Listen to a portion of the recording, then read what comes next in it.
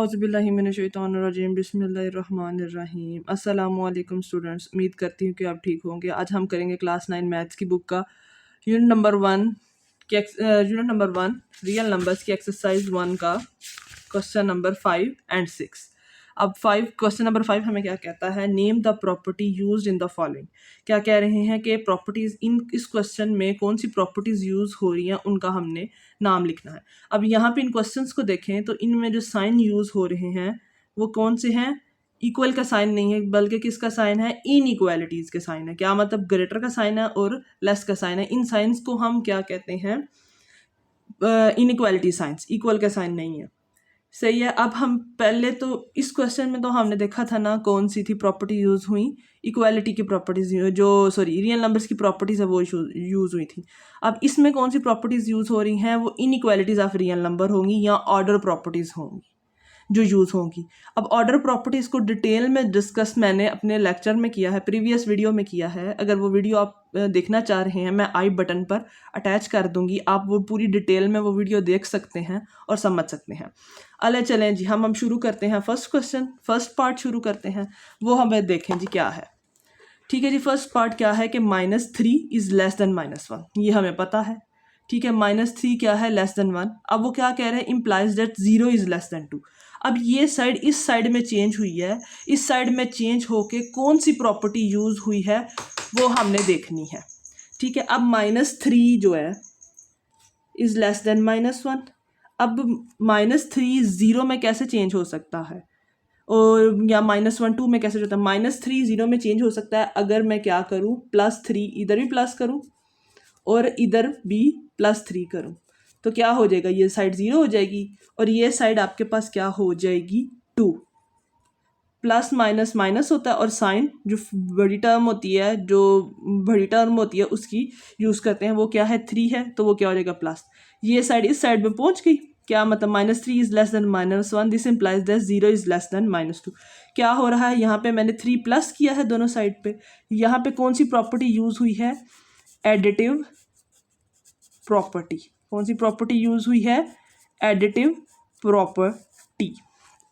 अगला पॉइंट है, अगला पार्ट देखें, if a is less than b then 1/a is greater than 1/b। Simple सी बात है, ये क्या हो गया, फ्रैक्शन में चेंज हो गया। तो ये कौन सी प्रॉपर्टी यूज है, रेसिप्रोकल प्रॉपर्टी। एक और बात याद रखनी है, a is less than b है, then a b is greater than a b. अगर यहाँ पे आपके पास होता 1/a is less then 1/b, तब आप यहाँ पे नहीं थे लिख सकते रेसिप्रोकल प्रॉपर्टी। ठीक है, क्योंकि रेसिप्रोकल प्रॉपर्टी में हमेशा अगर यहाँ पे लेस का साइन है तो यहाँ पे ग्रेटर का साइन होगा, तो वो रेसिप्रोकल प्रॉपर्टी होगी। और यहाँ पे ग्रेटर का साइन होगा तो यहाँ पे लेस का साइन होना चाहिए, तब ये प्रॉपर्टी कौन सी प्रॉपर्टी होगी, रेसिप्रोकल प्रॉपर्टी। अगर आपके पास इस तरह यहाँ लिखा होता, मतलब ग्रेटर का लेसर का साइन ही होता, तो ये रेसिप्रोकल प्रॉपर्टी नहीं थी होनी। ये क्वेश्चन इस सिचुएशन में गलत हो जाना था। इसके बाद थर्ड पार्ट देखें, if a is less than b then a plus c is less than b plus c। ये तो साफ देखने पता चल रहा है कौन सी प्रॉपर्टी है, एडिटिव प्रॉपर्टी।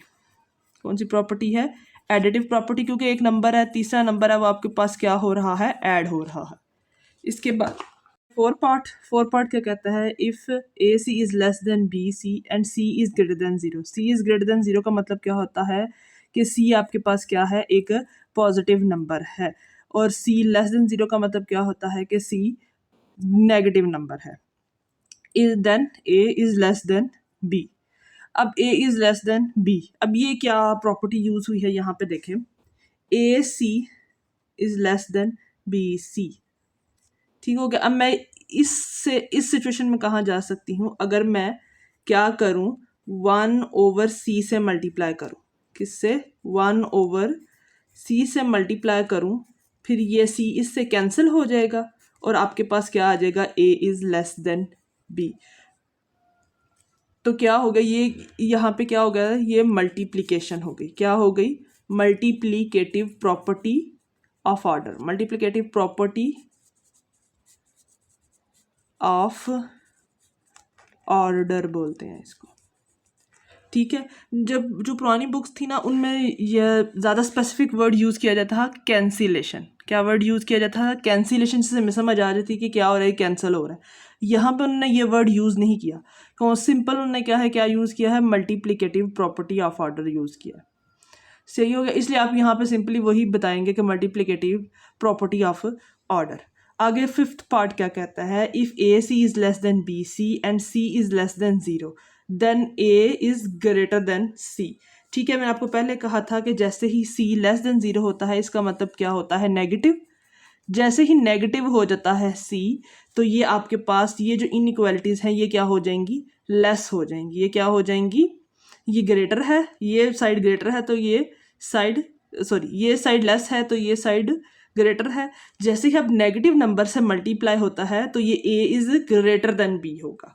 ये भी कौन सी प्रॉपर्टी है आपके पास, मल्टीप्लिकेटिव प्रॉपर्टी। कौन सी प्रॉपर्टी है, मल्टीप्लिकेटिव प्रॉपर्टी ऑफ ऑर्डर। ठीक हो, ठीक हो। अब मैं यहाँ पे एक पॉइंट और क्लियर कर दूं कि आपको ये लग रहा होगा कि यहाँ पे डिवीजन वाली प्रॉपर्टी यूज़ हो रही है, पर नहीं, डिवीजन वाली प्रॉपर्टी में इस तरह नहीं था आपके पास a c is less than b c and c is less than zero. उसमें क्या था, आपके पास कोई भी दो नंबर थे, ए सी और बी, ए और बी नंबर थे। यहाँ पे आपको सी आपके साथ पहले से मौजूद है, इधर मल्टीप्लाई हो रहा है पहले से ही, और उन्होंने कंडीशन दी है कि लेस देन ज़ीरो है। तो आप मुझे बताएं कि ये चीज़ सेटिस्फाई हो सकती है कि नहीं। इस सिचुएशन में क्या हो रहा, हम इसको डायरेक्ट सी से डिवाइड नहीं कर सकते, ऐसे नहीं कह सकते कि ये सी से डिवाइड हो रहा है, ये इससे कैंसिल हो जाएगा तो ये डिवीजन की प्रॉपर्टी है। नहीं, यहाँ पे कौन सी प्रॉपर्टी है, आप क्या कर रहे हो, आप मल्टीप्लाई कर रहे हो। क्या कर रहे हो, आप मल्टीप्लाई कर रहे हो ए सी को इस नंबर से। यहाँ पे जो पुरानी टेक्स्ट बुक्स थी ना उसमें प्रॉपर बताया जाता था ये कैंसिलेशन प्रॉपर्टीज यूज़ हो रही हैं, यहाँ पर उन्होंने सिर्फ मल्टीप्लिकेटिव प्रॉपर्टी बताया हुआ है। तो यहाँ पे कौन सी प्रॉपर्टी हो रही है, मल्टीप्लिकेटिव प्रॉपर्टी यूज़ हो रही है। यहाँ पे कैंसिलेशन उन्होंने वर्ड कैंसिल कर दिया इसलिए थोड़ी सी कन्फ्यूजन हो रही है। ठीक हो गया। अगर फिर भी आपको ये पार्ट समझ नहीं आता, मैं दोबारा अगर आप कहेंगे तो मैं एक्सप्लेन कर दूंगी। वर्ड अब लास्ट पार्ट क्या कहता है, either A is greater than B or A is equals to B or A is less than B. ये ऑब्वियस सी बात है कि ये कौन सी प्रॉपर्टी है, ट्रांजिटिव प्रॉपर्टी। इस लेक्चर में मैंने सिर्फ क्वेश्चंस जो है वो सॉल्व किए हैं, क्वेश्चन नंबर 5 सॉल्व किया है। इन प्रॉपर्टीज़ की डिटेल जो है वो मैंने लास्ट लेक्चर में, लास्ट वीडियो में बताया है। आप वो वीडियो जाके एक दफ़ा देख लें, मैं आई बटन पर अटैच कर दूंगी, आपकी सारी कन्फ्यूजन वो क्या हो जाएगी, क्लियर हो जाएगी ज़्यादा। ठीक हो गया। अब ये क्वेश्चन हमारा कंप्लीट हो गया, क्वेश्चन नंबर 5। अब हम करेंगे इसके बाद क्वेश्चन नंबर 6। क्वेश्चन नंबर 6 बहुत ही आसान है, पहले देखते हैं क्वेश्चन नंबर 6 हमें क्या कहता है, और उसके बाद उसको डिटेल में देखेंगे किस तरह सॉल्व करना है, स्टेप बाय स्टेप। जी, क्वेश्चन नंबर 6 ये है। सो क्वेश्चन नंबर 6 क्या कह रहा है, insert two rational numbers between these number. तीन पार्ट दिए हुए हैं कि first part, second part, third part, इन तीन पार्ट दिए हुए। वो कह रहे हैं कि आपने इन जो फर्स्ट क्वेश्चन देख लेते हैं वो क्या है, 1/3 और 1/4। आपने क्या करना है, ये दो रैशनल नंबर्स दिए हुए हैं, इन दोनों के दरमियान आपने क्या इंसर्ट करने हैं, दो और रैशनल नंबर। इंसर्ट नहीं करने, बेसिकली दो कोई भी रैशनल नंबर हो उनके दरमियान इनफिनिट रैशनल नंबर्स होते हैं। ठीक है, इनफिनिट रैशनल नंबर्स होते हैं। अब हमने उनमें से दो नंबर बताने हैं। अब उसको बताने का तरीका क्या है, किस तरह सॉल्व करना है, आए वो देखते हैं जी। तो इंसर्ट करने का क्या तरीका होता है, 1/3 एंड 1/4। ये आपके पास दो रैशनल नंबर है, आपने क्या निकालना है, पहले एवरेज निकालनी है इन दोनों की, 1/3 और 1/4 की। वो कैसे निकलती है, 1/3 प्लस 1/4, इन दोनों नंबर्स को प्लस करते हैं और 2 पे डिवाइड कर देते हैं। अब क्या करना है, ऊपर 1/3 प्लस 1/4 है, आप पहले इसका एलसीएम लेंगे। 3 और 4 का एलसीएम क्या आता है आपके पास, 3 1 ज़ा 3, 4 4 ज़ा 1 और 4 4 ज़ा 1। तो ये आपके पास क्या हो जाता है, 12 एलसीएम हो जाता है। इसको आप नीचे लिखेंगे। अब 3 को 12 पे डिवाइड करते हैं तो आपके पास क्या आता है, 4 को आप अगेन ऊपर मल्टीप्लाई करते हैं 1 के साथ, तो वो यहाँ पे आप लिख देंगे। ठीक हो गया। फिर जो सेंटर में साइन है वो लिखना है। उसके बाद 4 को डिवाइड करना है इसी तरह 12 को डिवाइड करना है 4 पर, आपके पास क्या आता है, 3 को आपने अगेन ऊपर 1 से मल्टीप्लाई करना है तो यहाँ पे लिख दिया, और डिवाइडेड बाय 2। ऊपर करेंगे 7/12 डिवाइडेड बाय 2। अब ये इस तरह फ्रैक्शन लिखी है, 7/12/2। अब इसको आप सिंपल चेंज करना हो तो जो नीचे 2 है ना वो ऊपर हो जाएगा तो वो इस तरह लिखा जाएगा। ये भी मैंने इस तरह लिख दिया यहाँ पे 7/12 मल्टीप्लाई बाय 2, ये क्या हो जाएगा 7×2 = 14 और ये क्या हो गया 7/16। सो 1/, तो ये क्या हो गया 7/16। ठीक हो गया। अब यहाँ पे देखें जी, सो एक ये हमने एवरेज निकाल दी, एक नंबर आपके पास क्या आ गया 7/6। तो 7/6 are rational number between 1, 3 and 1/4। एक रैशनल नंबर आपने निकाल लिया। अब आपने दूसरा रैशनल नंबर निकालना है। दूसरा नंबर रैशनल निकालने के लिए क्या करेंगे आप, ये जो रैशनल नंबर है उसका एवरेज लेना है। अब आपके पास नंबर किस तरतीब से हैं 3, 7, 6 और 1/4 है ना, क्योंकि ये आपने एवरेज निकाला है, ये नंबर सेंटर में होगा इन दोनों के। आप यहाँ इन दोनों का एवरेज निकाल सकते हैं या आप इन दोनों का अगेन एवरेज निकाल देंगे तो आपके पास एक तीसरा नंबर आ जाएगा। अगेन एवरेज निकाल देंगे इसकी तो आपके पास क्या आ जाएगा, एक तीसरा नंबर आ जाएगा। ठीक है, मैं अब 7/6 और इसकी एवरेज निकाल रही हूँ।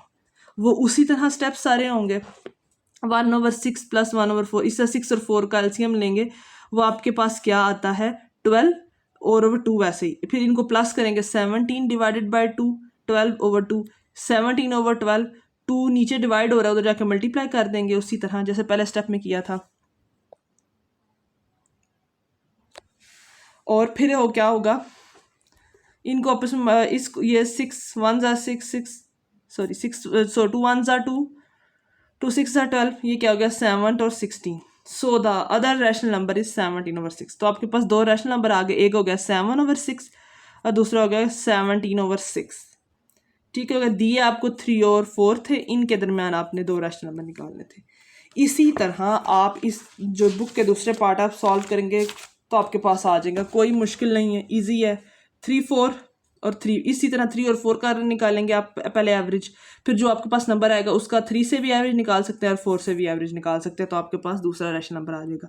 इसी तरह 3/4 और 4 और 5 4/5 का भी आप कर सकते हैं, आपके पास आ जाएगा। इसी तरह 5 और 6 क्वेश्चन भी सॉल्व हो गए। इसी तरह आज हमारी क्या होगी, एक्सरसाइज 1.1 कंप्लीट हो गई, मुकम्मल हो गया। आप कोई भी इसमें कैसी भी कन्फ्यूजन हो आपको इस एक्सरसाइज में, तो आप मुझे क्वेश्चन कर सकते हैं, मैं आपके क्वेश्चन का पूरा आंसर करने की पूरी कोशिश करूँगी। ओके, अल्लाह हाफिज़।